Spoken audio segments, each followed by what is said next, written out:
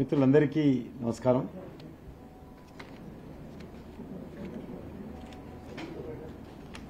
చాలా రోజుల తర్వాత మళ్ళీ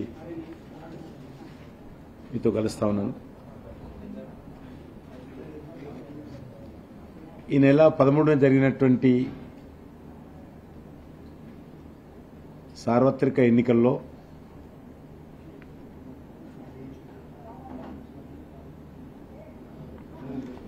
తెలంగాణ రాష్ట్రంలో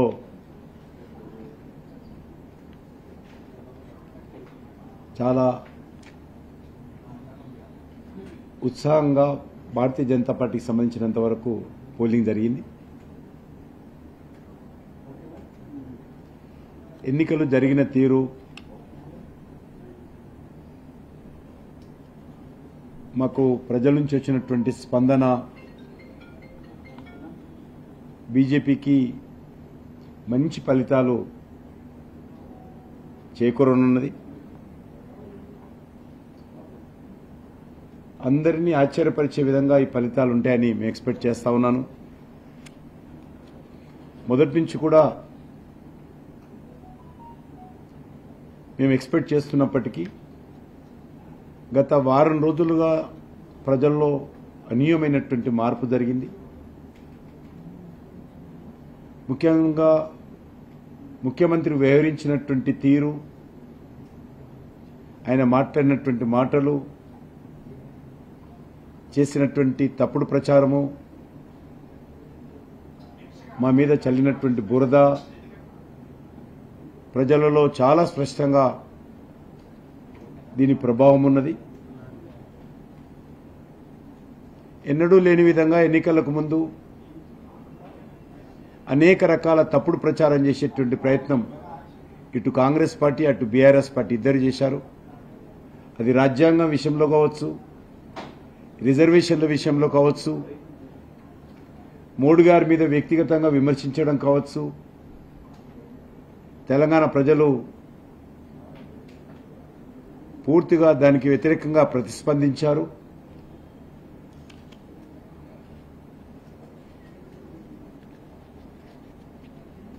తెలంగాణలో ఎవరు గెలిచినా మా మద్దతుతోటే గెలుస్తారు, మేమే కీలకం అనే విధంగా మజ్లిస్ పార్టీ వ్యవహారం కూడా ఈరోజు తెలంగాణలో బీజేపీకి మరి అనుకూలంగా ప్రజలు మారారని భావిస్తా ఉన్నాను. మేము బీఆర్ఎస్ అంటే బీఆర్ఎస్, మేము కాంగ్రెస్ అంటే కాంగ్రెస్, మేమే తెలంగాణలో డిసైడింగ్ ఫ్యాక్టర్ అనేటువంటి అహంకారంతో ఎంఐఎం పార్టీ ఒక్కొక్క సీటు మీద ఎవరు గెలవాలి అనేటువంటి విధంగా సూట్ కేసులు తీసుకొని అభ్యర్థుల నుంచి మద్దతు ప్రకటించడం జరిగింది. దాని కారణంగా కూడా ప్రజల్లో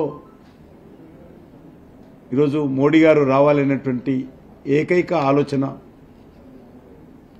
మోడీ గారు మళ్ళీ ప్రధానమంత్రి కావాలనేటువంటి ఆకాంక్ష తెలంగాణ ప్రజల్లో చాలా స్పష్టంగా కనిపించింది.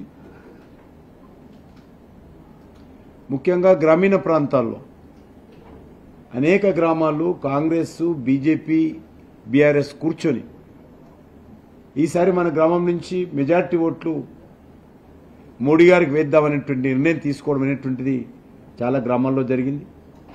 అది కూడా 1-2 రోజుల ముందే పూర్తి స్థాయిలో నిర్ణయం తీసుకున్నారు వాళ్ళు. దాని పర్యవసానమే ఈరోజు గ్రామీణ ప్రాంతాల్లో ఎక్కువ శాతం ఓట్లు బీజేపీకి అనుకూలంగా రావడం ఏదైతున్నదో చాలా స్పష్టంగా కనిపిస్తా ఉంది. ఇన్నాళ్ళు బీజేపీ లేనటువంటి గ్రామాల్లో కూడా, బలంగా లేనటువంటి గ్రామాల్లో కూడా ఓటింగ్ శాతము మోడీ గారికి అనుకూలంగా, బీజేపీకి అనుకూలంగా చాలా స్పష్టంగా కనిపిస్తుంది. ముఖ్యంగా మహిళలు, యూత్ చాలా పెద్ద ఎత్తున బీజేపీకి అనుకూలంగా ఓటింగ్లో పాల్గొన్నారు. ఏదైతే Revanth Reddy and company, KTR and company వీళ్ళు రాజ్యాంగం మారుస్తారు, రిజర్వేషన్ ఎత్తేస్తారని ఇద్దరూ పల్లెవెత్తుకున్నారు. ముందు కాంగ్రెస్ ఎత్తుకున్నటువంటి పల్లవి మేమే వెనుకబడిపోతామన్న ఉద్దేశంతో బీఆర్ఎస్ కూడా అదే పల్లెవెత్తుకున్నది. కానీ ప్రజలు ఆ స్టేట్మెంట్ చూసి నవ్వుకుంటున్నారు. ఈ దేశంలో రిజర్వేషన్స్ ఎత్తేసేటువంటి శక్తి ఎవరికీ లేదు. ప్రధానమంత్రి గారు ఒక మాట ముందుకెళ్ళి అన్నారు, డాక్టర్ బాబాసాహెబ్ అంబేద్కర్ గారు అనుకున్నా కూడా రిజర్వేషన్ ఎత్తేయలేరు. అటువంటి విధంగా ఈరోజు పటిష్టంగా ఈ దేశంలో రిజర్వేషన్స్ అమలు జరుగుతూ ఉన్నాయి. నా కంఠంలో ప్రాణం ఉండగా రిజర్వేషన్స్ నిర్వీర్యత కానివ్వను. మరింత అంకిత భావంతో రిజర్వేషన్స్ను అమలు చేస్తానని ప్రధానమంత్రి గారు చెప్పారు. కాబట్టి అంత స్పష్టంగా చెప్పిన తర్వాత కూడా తాను పట్టిన కుందేలకు మూడే కాలు అనే విధంగా గత ఎన్నికల్లో ఏదైతే బీజేపీ బీఆర్ఎస్ అనేటువంటి ఒక నినాదంతో కాంగ్రెస్ పార్టీ అధికారంలోకి వచ్చిందో, ఈసారి రాజ్యాంగము రిజర్వేషన్స్ నినాదంతో తెలంగాణలో గెలవాలని రేవంత్ రెడ్డి కుట్ర చేశాడు. ఆ రోజు అదేవిధంగా తప్పుడు ప్రచారం చేసి సక్సెస్ఫుల్గా బీజేపీ బీఆర్ఎస్ ఒకటి అనే నినాదంతో కాంగ్రెస్ పార్టీ బీజేపీని వెనుకకు నెట్టేసి ఆ రోజు అధికారంలోకి వచ్చింది. మళ్ళీ ఇప్పుడు పార్లమెంట్ ఎన్నికల్లో కూడా రిజర్వేషన్స్ అంశాన్ని ముందుకు తీసుకొచ్చి మేము గెలుస్తామనేటువంటి దుర్మార్గపు ఆలోచన చేసినప్పటికీ ఏ వర్గాలైతే రిజర్వేషన్ పరిధిలో వస్తాయో వాళ్లే ఈరోజు ముందుండి బీజేపీకి ఓట్లు వేశారని చెప్పి నేను భావిస్తా ఉన్నాను. 1% కూడా రేవంత్ రెడ్డి మాట ఎవరూ నమ్మలేదు. ఆయన నవ్వులపాలయ్యాడు.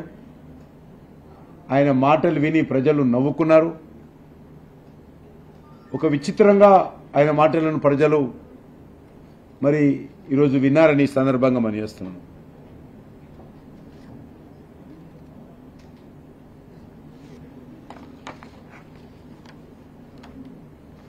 ఎంతసేపు ఆయన ఏవైతే గ్యారంటీలు ఇచ్చాడో శాసనసభ ఎన్నికల్లో దాని గురించి మాట్లాడలేదు. అందులో ఒకే ఒకటి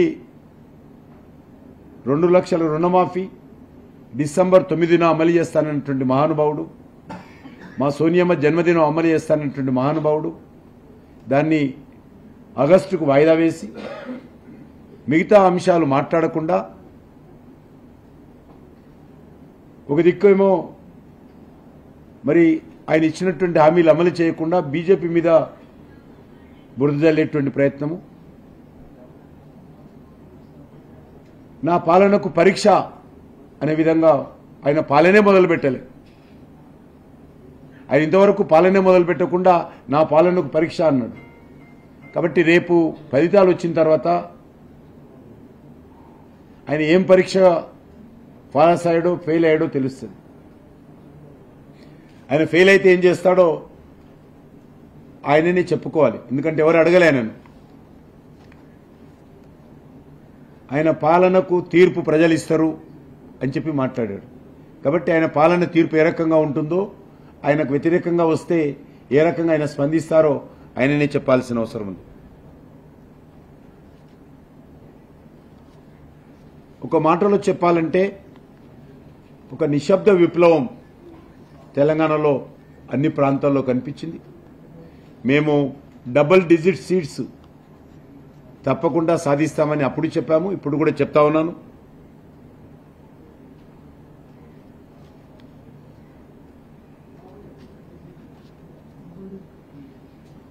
ఈ ఎన్నికల్లో ఒక నూతన రాజకీయ అధ్యాయం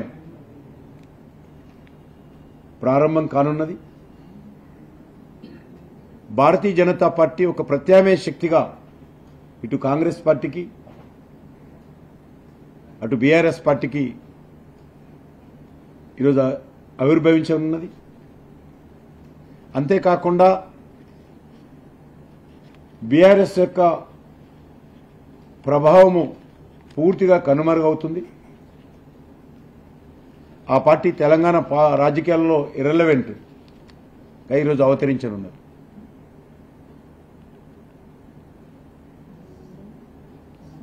వారు ఎంతసేపు భారతీయ జనతా పార్టీ మీద 2 పార్టీలు కలిసి కుట్ర చేసినప్పటికీ, ఒకరు తప్పుడు ప్రచారం చేసినప్పటికీ ఈరోజు తెలంగాణ ప్రజలు నరేంద్ర మోడీ గారికి అండ చూపించారని సందర్భంగా మనవిస్తున్నాను. గతంలో వారు బీఆర్ఎస్ కోటేశారు, తర్వాత కాంగ్రెస్ పార్టీ కోటేశారు, ఈసారి భారతీయ జనతా పార్టీకి వేయబోతున్నారు.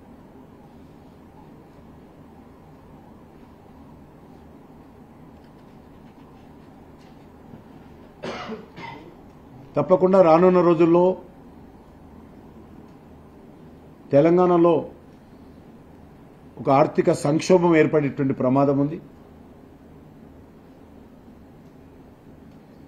ఇష్టారాజ్యంగా రెండు పార్టీలు తెలంగాణ అభివృద్ధి గురించి ఆలోచన చేయకుండా, తెలంగాణ ప్రజల భవిష్యత్తు గురించి ఆలోచన చేయకుండా ఓటు బ్యాంక్ రాజకీయాలతో ప్రజలను మభ్యపెట్టేటువంటి ప్రయత్నమే చేశారు తప్ప ఇచ్చిన హామీలు అమలు చేయలేనటువంటి పరిస్థితుల్లో రెండు పార్టీలు ఉన్నాయి. గతంలో బీఆర్ఎస్ పార్టీ అదే విధంగా వివరించింది. 100 రోజుల్లో సోనియా గాంధీ స్వయంగా సంతకం పెట్టి ప్రతి ఇంటికి ఉత్తరాలు పంపించింది, ప్రతి ఇంటికి కరపత్రం వెళ్ళింది సోనియా గాంధీ స్వయం దస్తూరితో. మేము ఇవన్నీ కూడా 100 రోజులు అమలు చేస్తామని. కానీ ఒక్క బస్సు సౌకర్యం తప్ప ఏ ఒక్కటి కూడా తెలంగాణలో ఈరోజు అమలు చేయలేదు. ఆ బస్సు సౌకర్యం కూడా ఇమ్మీడియట్గా ఆర్టీసీకి పేమెంట్ చేయడం లేదు. ఇప్పటికే నష్టాలలో కూరుకుపోయినటువంటి ఆర్టీసీ, దానికి రాష్ట్ర ప్రభుత్వము ఖచ్చితంగా ఏ నెల కానెల ఉచిత ప్రయాణం చేస్తున్నటువంటి ప్రయాణికుల కారణంగా ఏదైతే ఖర్చు అవుతా ఉందో, ఏదైతే ఆర్టీసీ మీద భారం పడతా ఉందో, దాన్ని వెంటనే నెల నెల చెల్లించాల్సిన బాధ్యత రాష్ట్ర ప్రభుత్వం మీద ఉన్నదనే విషయాన్ని ఈ సందర్భంగా మనవిస్తున్నాం. కానీ అది కూడా చెల్లించకుండా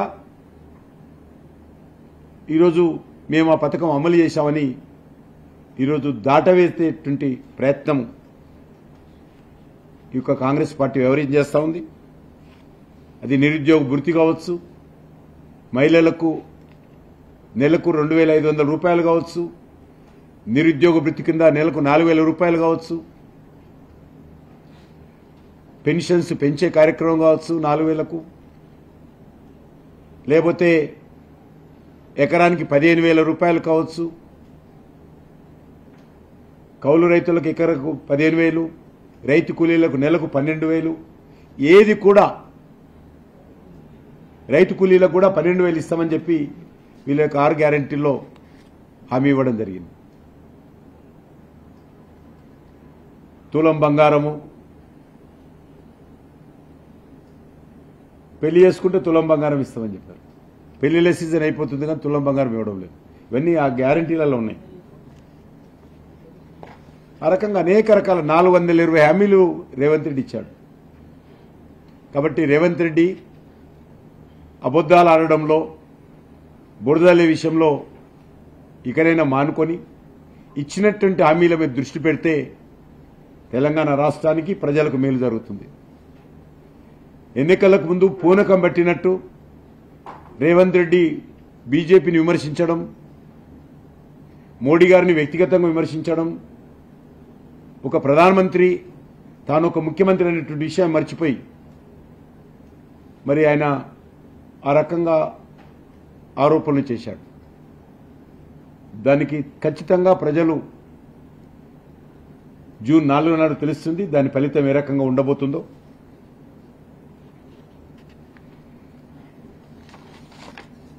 ఒకటే, ఈరోజు ఎన్నికలు పూర్తయినాయి, ఫలితాలు జూన్ 4న వస్తాయి. భారతీయ జనతా పార్టీ తెలంగాణ రాష్ట్రంలో ఏదైతే 400 పైచీలకు హామీలు కాంగ్రెస్ పార్టీ ఎన్నికలకు ముందు తెలంగాణ ప్రజలకు ఇచ్చిందో వాటి అమలుకు ఖచ్చితంగా ప్రజల పక్షాన నిలబడి భారతీయ జనతా పార్టీ పోరాటం చేస్తుంది. చివరి వరకు పోరాటం చేస్తాము.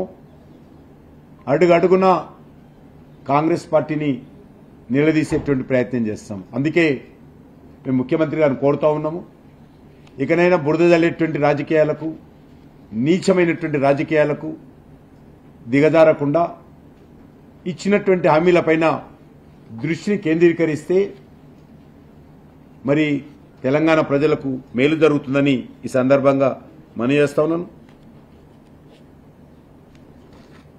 అదేవిధంగా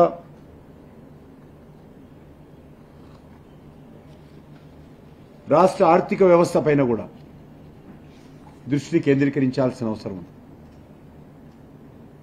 రాష్ట్ర ఆర్థిక వ్యవస్థ కూడా ఈరోజు తెలంగాణలో గడ్డుకాలం ఏర్పడేటువంటి అవకాశం ఉంది.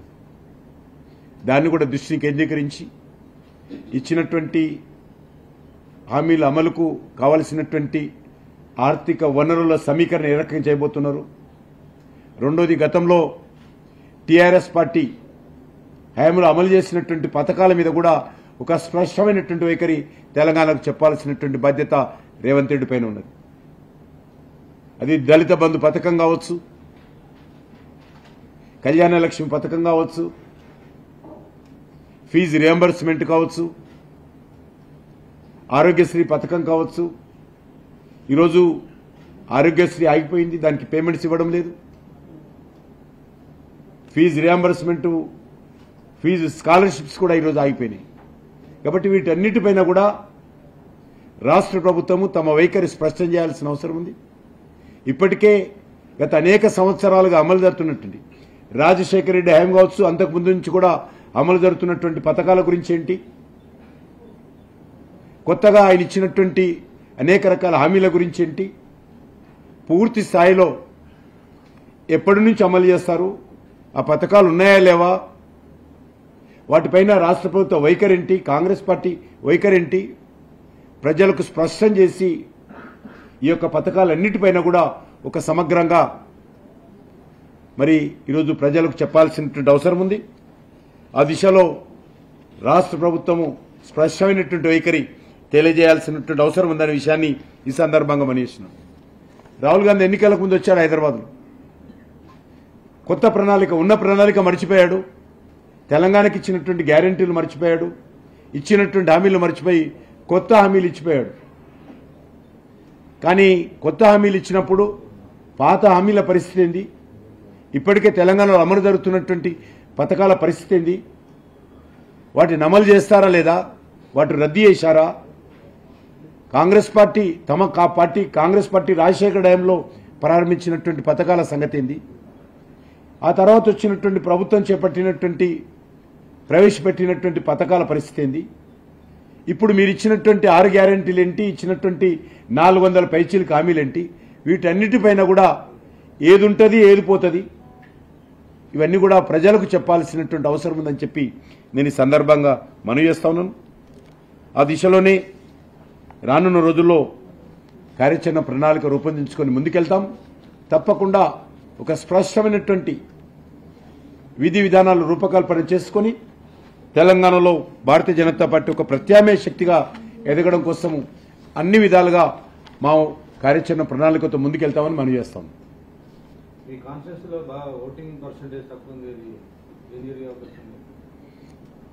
అర్బన్ ఏరియాస్లో నా కాన్స్టిట్యున్సీ కాదు, మల్కాజిగిరి కావచ్చు, చేవెళ్ల కానీ, హైదరాబాద్ పార్లమెంట్ కానీ, సికింద్రాబాద్ పార్లమెంట్ కానీ ఆ రకంగానే ఉంది.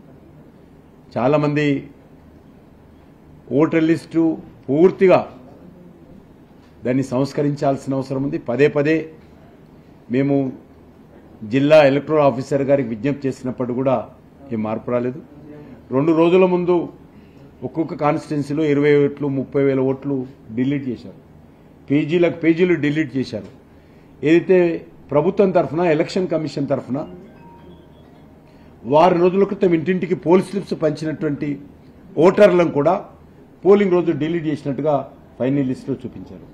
దీనిపైన కూడా నేను రేపు ఎలక్షన్ కమిషన్ కూడా కలవబోతున్నాను. ఇక్కడ చేశారు, ఎందుకు చేశారంటే ఖచ్చితంగా బీజేపీ అనుకూలమైనటువంటి ఓట్లను డిలీట్ చేశారు.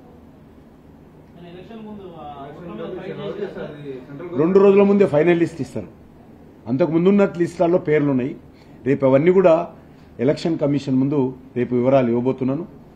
ఇచ్చి తప్పకుండా దానిపైన సమగ్రమైనటువంటి ఉన్నత స్థాయి దర్యాప్తు కొడితే అదొకటే కారణం కాదు నేను చెప్పింది, అదొక కారణం. చాలా పెద్ద ఎత్తున ఈసారి ఇతర జిల్లాలకు, ఇతర రాష్ట్రాలకు పోలింగ్ కోసం వెళ్ళినటువంటి పరిస్థితి ఉన్నది. ఎందుకంటే చాలామంది పేర్లు 2 రాష్ట్రాల్లో ఉన్నాయి, 2 జిల్లాల్లో ఉన్నాయి. అది కూడా చాలా ప్రమాదకరం. అందుకోసమే దీన్ని మరి ఆధార్ కార్డుతో లింకప్ చేయాల్సినటువంటి అవసరం ఉంది. ఎలక్షన్ కమిషన్ ఆ దిశలో నిర్ణయం తీసుకుంటే మరి చాలా రకాలుగా మేలు జరుగుతుంది. బోకస్ ఓటింగ్ తగ్గుతుంది, మరి ఎన్ని ఓట్లు ఉన్నాయో రియల్ ఓట్లు తెలుస్తాయి. కాబట్టి ఆ దిశలో కూడా ఆలోచన చేయాల్సిన అవసరం ఉంది. ఉద్దేశపూర్వకంగానే ఎవరు చేశారనేది ఎంక్వైరీ చేసి తెలుస్తుంది. లేకపోతే నేనే చెప్పేవాను కదా. అందుకే హై లెవెల్ ఎంక్వైరీ జరగాలని కోరుతున్నాను. రేపు అన్ని వివరాలు ఎలక్షన్ కమిషన్ ముందు ఇస్తాను. దానికి రీపోలింగ్ ఉండదు. ఒక దగ్గర బోకస్ రిగ్గింగ్ చేసింది, ఆ బూత్ ఉన్నది, బూత్ నెంబర్ తెలవడం లేదు, వీడియో బయటకు వచ్చింది. ఓల్డ్ సిటీలో హైదరాబాద్ పార్లమెంట్లో ఏ రకంగా రిగ్గింగ్ చేస్తున్నది మొత్తం దానికి సంబంధించినటువంటి వచ్చింది. కానీ ఏ బూత్ అనేది తెలియదు. ఎలక్షన్ కమిషన్కి ఇస్తాం ఆ వీడియో. ఏం పర్వాలేదు, ఫలితాలే మారవు. బట్ పొరపాటు జరిగినప్పుడు ఎవరు చేసినప్పుడు కూడా దర్యాప్తు జరపాల్సినటువంటి బాధ్యత ఎలక్షన్ కమిషన్ మీద, ప్రభుత్వం మీద ఉంటుందని నా భావన. ఎవరు జరిపినప్పుడు కూడా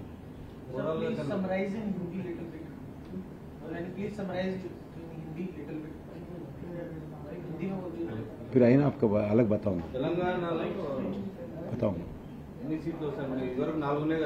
డబల్ డిజిట్ సీట్స్ వస్తాయని చెప్పిన నేను మొదటి నుంచి కూడా. ఆ మాట మీద నిలబడు. ఈ రోజు కూడా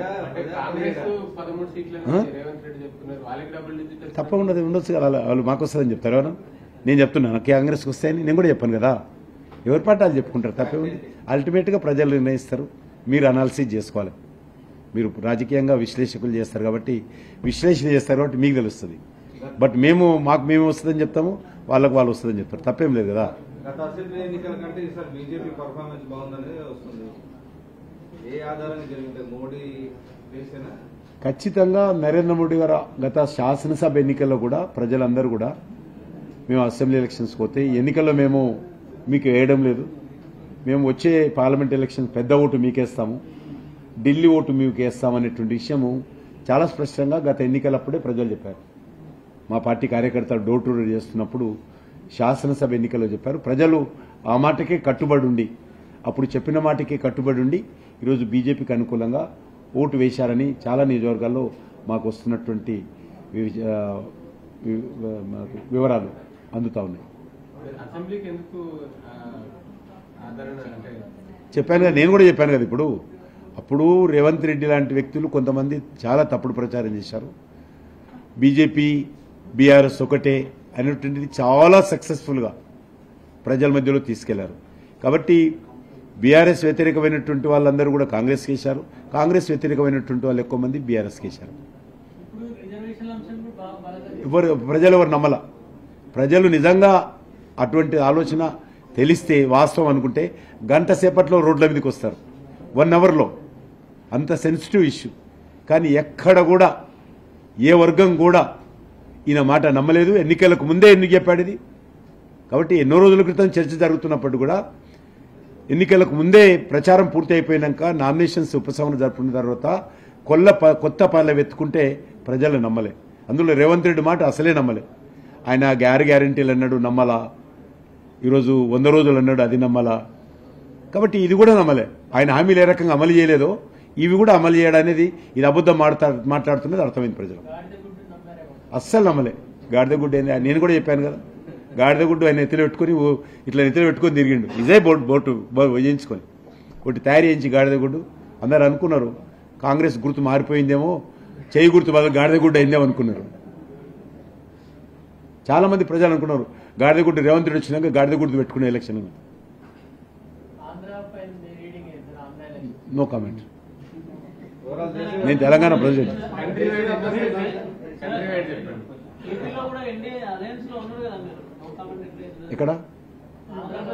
ఇక్కడ నేను తెలంగాణ ప్రెసిడెంట్ గా మాట్లాడుతున్నాను. ఖచ్చితంగా ఆంధ్రలో ఎన్డీఏ గెలుస్తుంది, అదైతే చెప్పగలుగుతుంది.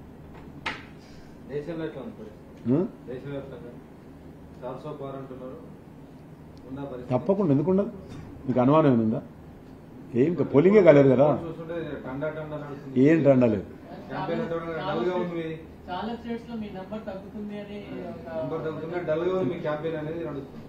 సరే ఇంకెవరి క్యాంపెయిన్ బాగుందో మరి అది చెప్పరాదు. అగ్రెసివ్ గా లేదు. ఎవరి క్యాంపెయిన్ ఎక్కువ ఉందో బాగుంది చెప్పు. రాహుల్ గాంధీ క్యాంపెయిన్ బాగుందా?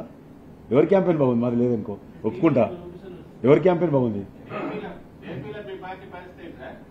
మేము ఖచ్చితంగా ఎన్డీఏ గెలుస్తామన్న 100% ఏపీలో.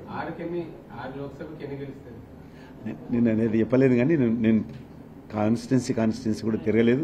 నేను నా దగ్గర కూడా డబుల్ డిజిట్ అంటున్నప్పుడు నెంబర్ చెప్పడం లేదు. ఎక్కడ గవర్నమెంట్ ఫామ్ చేస్తామని చెప్పాం కదా, అంత మటుకు నేను చెప్పగలుగుతా.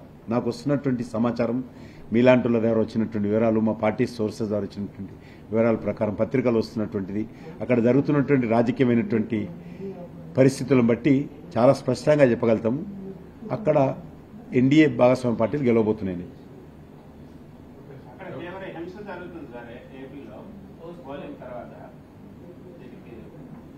దాని మీద కఠినంగా వివరించాలి. ఈరోజు ఎలక్షన్ కమిషన్ కూడా స్పందించింది. ఎలక్షన్ కమిషన్ కూడా చీఫ్ సెక్రటరీని, డీజీపీని పిలిచినట్టు టీవీలో చూశాను నేను. ఖచ్చితంగా దాని మీద కఠినంగా వివరించాల్సిన అవసరం ఉంది.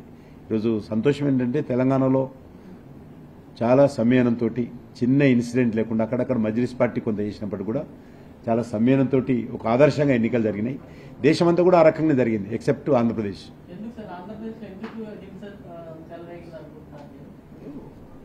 నిరాశ నిస్పృహలు ఉండొచ్చు, పట్టుదల ఉండొచ్చు రెండు పార్టీల మధ్యలో, అక్కడక్కడ అభ్యర్థుల మధ్యలో ఉంటాయి. అది కొద్దిగా ఫ్యాక్షన్ ఏరియాస్ కొన్ని గుంటూరు అటువంటి ఉన్నాయి కాబట్టి, రాయలసీమలో ప్రశాంతంగా జరిగాలని గుంటూరు దాంట్లో ఫ్యాక్షన్ ఏరియాలో జరుగుతున్నట్టు వార్తలు వస్తున్నాయి. నాకేం డైరెక్ట్ ఇన్ఫర్మేషన్ లేదు అక్కడ. ఖచ్చితంగా వాళ్ళు అడుగుతున్నారు కదా, అందుకే ఇన్ఫర్మేషన్.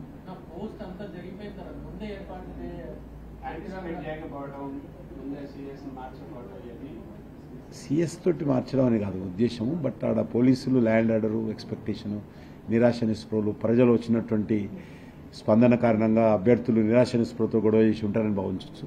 కాబట్టి మనం ఇమీడియట్గా నేను ఒక కంక్లూజన్ ఎలక్షన్ కమిషన్ ఫెయిల్యూర్ అని చెప్పడానికి ఉండదు. నాలాంటి వ్యక్తి వెళ్తున్నాను. ఒకటి ప్రధానమంత్రి గారి కాన్స్టిట్యున్సీకి రమ్మని ఆదేశాలు వచ్చాయి, తప్పకుండా అక్కడ కూడా వెళ్తాను అనుకుంటున్నాను. 2-3 days విడ్రాల్స్ ఇంకా కాలేదు కదా, విడ్రాల్స్ అయినాక 17 కానీ 18 కానీ రావాలని చెప్పారు. నాకేం చెప్పలేదు. నాకు అక్కడ ఇక్కడ వస్తారు, ఇక్కడ ఢిల్లీ కూడా వస్తారు మా వాళ్ళు. తెలుగు వాళ్ళ కోసం మా పార్టీ ఇక్కడ కూడా పంపిస్తుంది.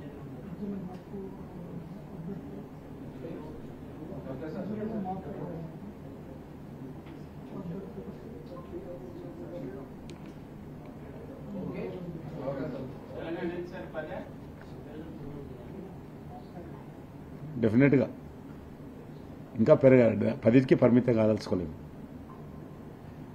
అల్టిమేట్గా బాగా అండర్కౌంట్ ఉంటే పెరుగుతుంది సార్. మరి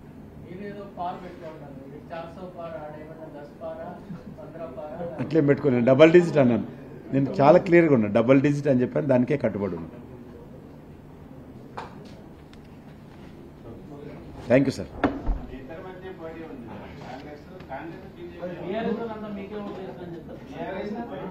12 సీట్లు వస్తాయంటే మాకేసినట్టు. కాంగ్రెస్ ఓటు కూడా బాగా జరిగింది. ఫర్ ఇన్ఫర్మేషన్, కాంగ్రెస్ ఓటు కూడా బాగా మాకు అనుకూలంగా మారింది. కాంగ్రెస్ ఓటు అఫీషియల్గా చెప్తున్నాను. కాంగ్రెస్ ఓటు, కాంగ్రెస్ కార్యకర్తలు కూడా చాలా మంది బీజేపీకి అనుకూలంగా స్పందించారు అక్కడ తెలంగాణలో. చెప్పాను కదా, రేవంత్ రెడ్డి మాటలు నమ్మకపోవడము,